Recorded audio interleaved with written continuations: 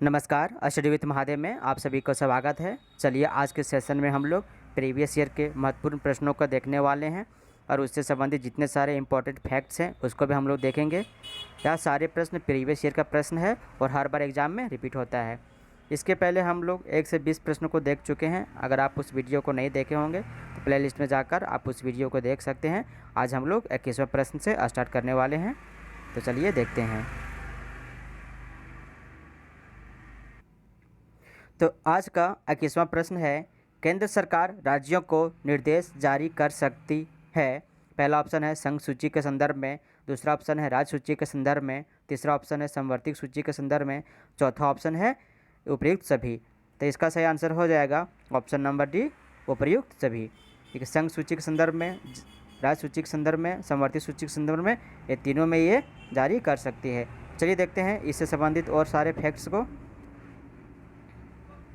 संविधान के भाग 11 में अनुच्छेद 256 से 265 तक संघ तथा राज्यों के बीच प्रशासनिक संबंधों के विनिमय की व्यवस्था है। अनुच्छेद 365 के तहत केंद्र द्वारा दिए गए निर्देश का पालन करने में कोई राज्य असफल रहता है तो उस पर राष्ट्रपति शासन लगाया जा सकता है। इस प्रकार केंद्र सरकार 7वीं अनुसूची के तीनों विषयों संघ, राज्य और समवर्ती पर निर्देश जारी कर सकता है। तो चलिए देखते हैं अगला प्रश्न। अगला प्रश्न है, भारतीय संसद के संयुक्त अधिवेशन निम्नलिखित में से कौन बुलाता है। तो इसका सही आंसर हो जाएगा ऑप्शन नंबर ये, राष्ट्रपति। राष्ट्रपति इसका संयुक्त अधिवेशन बुलाता है और लोकसभा का अध्यक्ष इसकी अध्यक्षता करता है। चलिए देखते हैं इससे संबंधित और फैक्ट्स को। लोकसभा और राज्यसभा के बीच किसी विधेयक पर असहमति की स्थिति में राष्ट्रपति दोनों सदनों का संयुक्त आहूत कर सकता है। इस संयुक्त अधिवेशन की अध्यक्षता लोकसभा के अध्यक्ष करता है। तो चलिए देखते हैं अगला प्रश्न। अगला प्रश्न है, अवमूल्यन का अर्थ है। पहला ऑप्शन है मूल्यों में कमी, दूसरा है सोने के संदर्भ में मुद्रा मूल्य में कमी, तीसरा है मुद्रास्फीति में वृद्धि, चौथा है राष्ट्रीय चरित्र में ह्रास। तो इसका सही आंसर हो जाएगा ऑप्शन नंबर ये, मूल्यों में कमी। तो चलिए देखते हैं इससे संबंधित और फैक्ट्स को। किसी देश की सरकार द्वारा जब विश्व की चुनी हुई मुद्रा की तुलना में अपने देश की मुद्रा का विनिमय दर को कम कर दी जाती है तो उसे अवमूल्यन कहा जाता है। अगला प्रश्न है, बंद अर्थव्यवस्था से आप क्या समझते हैं। पहला ऑप्शन है निर्यात बंद, आयात निर्यात बंद, तीसरा है आयात बंद, चौथा है नियंत्रित पूंजी। तो इसका सही आंसर हो जाएगा ऑप्शन नंबर बी, आयात निर्यात बंद। तो चलिए देखते हैं इससे संबंधित और फैक्ट्स को। ऐसी अर्थव्यवस्था जिसका किसी अन्य अर्थव्यवस्था के साथ कोई व्यापारिक संबंध नहीं होता है उसे बंद अर्थव्यवस्था कहा जाता है। भारत में मिश्रित अर्थव्यवस्था है। नेक्स्ट प्रश्न है, विश्व कृषि एवं खाद्य संगठन की स्थापना कब हुई थी। पहला ऑप्शन है 1964 ईस्वी में, दूसरा है 1956 ईस्वी में, तीसरा है 1947 ईस्वी में, चौथा है 1945 ईस्वी में। तो इसका सही आंसर हो जाएगा ऑप्शन नंबर डी, 1945 ईस्वी में। चलिए देखते हैं इससे संबंधित और फैक्ट्स को। विश्व खाद्य एवं कृषि संगठन FAO food and agriculture organisation के स्थापना 16 अक्टूबर 1945 ईस्वी को कनाडाई नगर क्यूबे में हुई थी। संयुक्त राष्ट्र का यह एक विशिष्ट अधिकरण है तथा इसका मुख्यालय इटली की राजधानी रोम में है। तो चलिए देखते हैं अगला प्रश्न। अगला प्रश्न है, निम्नलिखित में से लघु उद्योगों की समस्या क्या है।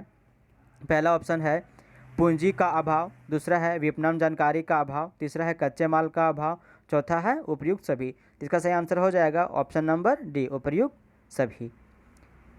चलिए देखते हैं इससे संबंधित और फैक्ट्स को। चलिए इसमें कुछ नहीं है।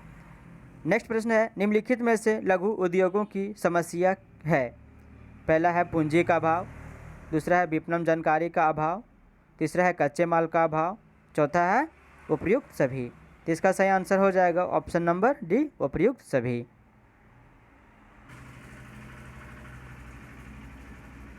नेक्स्ट प्रश्न है, निम्नलिखित में से प्रत्यक्ष कर कौन सा है। पहला ऑप्शन है आयकर, दूसरा है उत्पादन कर, तीसरा है चुंगी कर, चौथा है बिक्री कर। इसका सही आंसर हो जाएगा ऑप्शन नंबर ए आयकर। देखिए, प्रत्यक्ष कर वह कर है जिसे सरकार सीधे व्यक्ति से प्राप्त करती है, जैसे आयकर।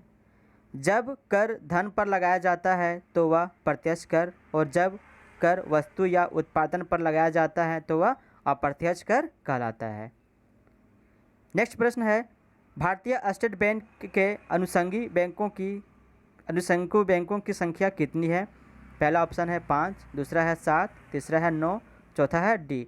इसका सही आंसर हो जाएगा ऑप्शन नंबर बी, 7 बी। ठीक है, तो चलिए देखते हैं इससे संबंधित फैक्ट्स को। 1955 ईस्वी में एसबीआई का राष्ट्रीयकरण हुआ था। 1959 के अधिनियम से 7 बैंकों को एसबीआई के सहायक बैंकों में रखा गया। वाणिज्यिक बैंकों को भारतीय स्टेट बैंक के एसोसिएट बैंक्स का दर्जा प्रदान किया गया। भारतीय स्टेट बैंक के एसोसिएट्स बैंकों का वर्ष 2017 में भारतीय स्टेट बैंक में पूरी तरह विलय हो गया और अब कोई एसबीआई का एसोसिएट बैंक नहीं है। नेक्स्ट प्रश्न है, कोलार स्वर्ण खदान किस राज्य में स्थित है? इसका सही आंसर हो जाएगा ऑप्शन नंबर डी, कर्नाटक में हो जाएगा। कोलार सोने की खदान कर्नाटक में स्थित है। रायचूर की हट्टी खान यह कर्नाटक में है, यह भी सोना उत्पादन के लिए महत्वपूर्ण है। धातु की मात्रा के मामले में कर्नाटक राज्य प्रथम स्थान पर है। चलिए देखते हैं नेक्स्ट प्रश्न है, भारत में कौन सा विनिर्माण उद्योग सर्वाधिक रोजगार प्रदान करता है?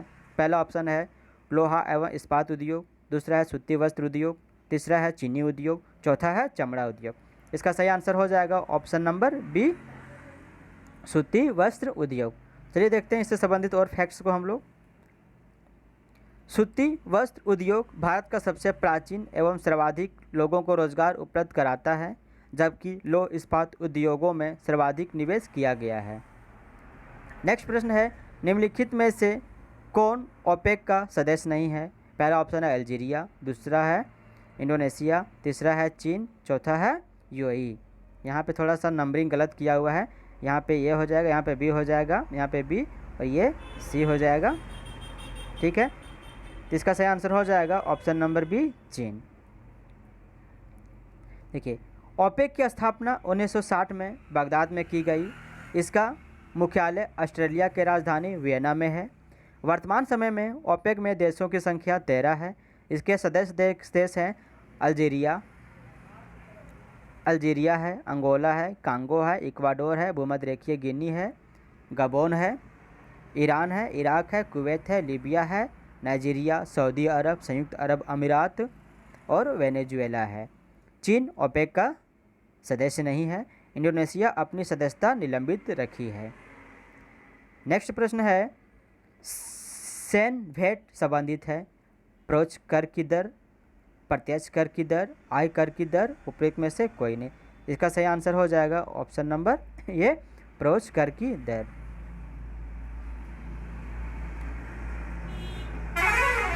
सैन भेंट का फुल फॉर्म होता है सेंट्रल वैल्यू एडेड टैक्स। ठीक है, या अप्रत्यक्ष कर है। इसके उत्पादन कर की जगह लगाया गया था, मतलब इसे जो है उत्पादन कर की जगह पर लगाया गया था। नेक्स्ट प्रश्न है, पोलियो के टीके की खोज किसने की थी? इसका सही आंसर पहला ऑप्शन है अलेक्जेंडर फ्लेमिंग, दूसरा है जॉन साल्क, तीसरा है रॉबर्ट कोच, चौथा है एडवर्ड जेनर। तो इसका सही आंसर हो जाएगा option number B, John Salk. चलिए देखते हैं इससे संबंधित और इम्पोर्टेंट फैक्ट्स को। पोलियो के टीके जो इंजेक्शन होता है उसकी खोज जॉन साल्क ने किया था और पोलियो की ड्रॉप की खोज एल्बर्ट सेबिन ने किया था। देखिए, इंजेक्शन का खोज किया था जॉन साल्क और इसकी ड्रॉप का खोज किया था एल्बर्ट सेबिन ने।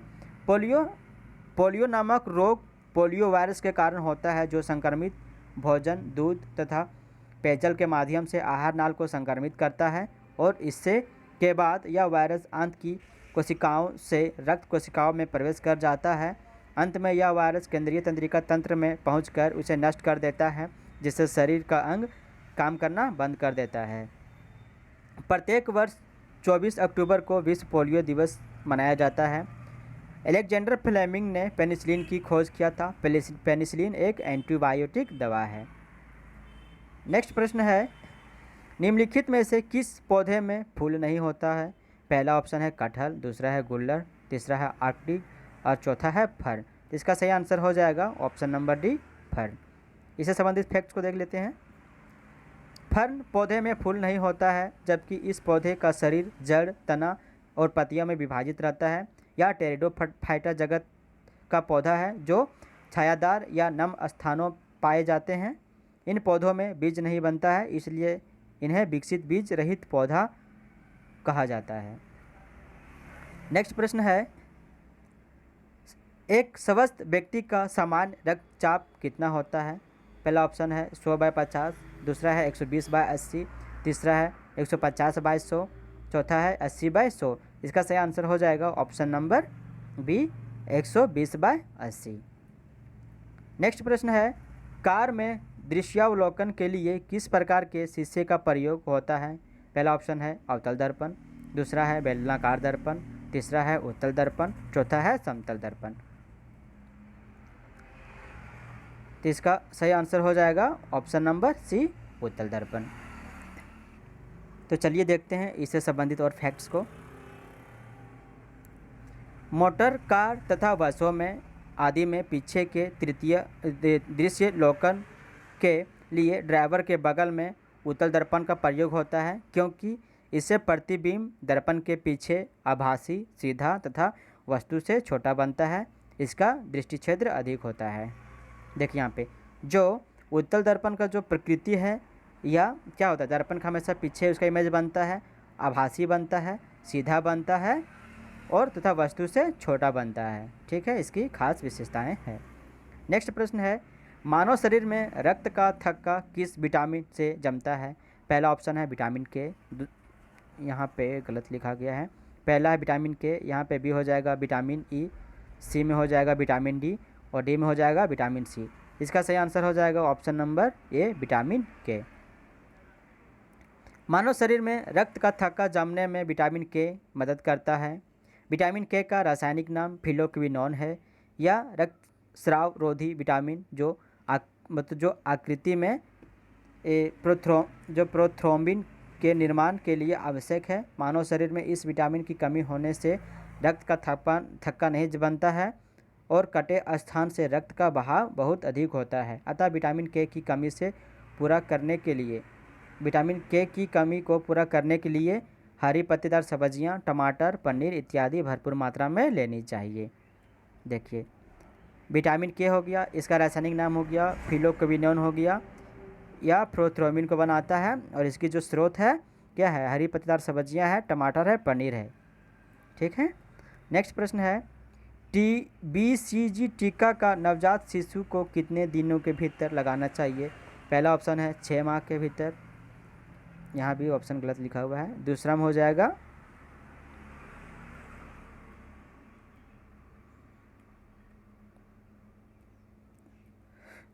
हो जाएगा जन्म के तुरंत बाद, तीसरा में हो जाएगा 48 दिन में और यहाँ पर डी में हो जाएगा 7 दिन। इसका सही आंसर हो जाएगा ऑप्शन नंबर डी, 7 दिन को भीतर।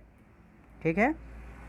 नेक्स्ट प्रश्न है, पादप कोशिका जंतु कोशिका से किस प्रकार भिन्न होती है?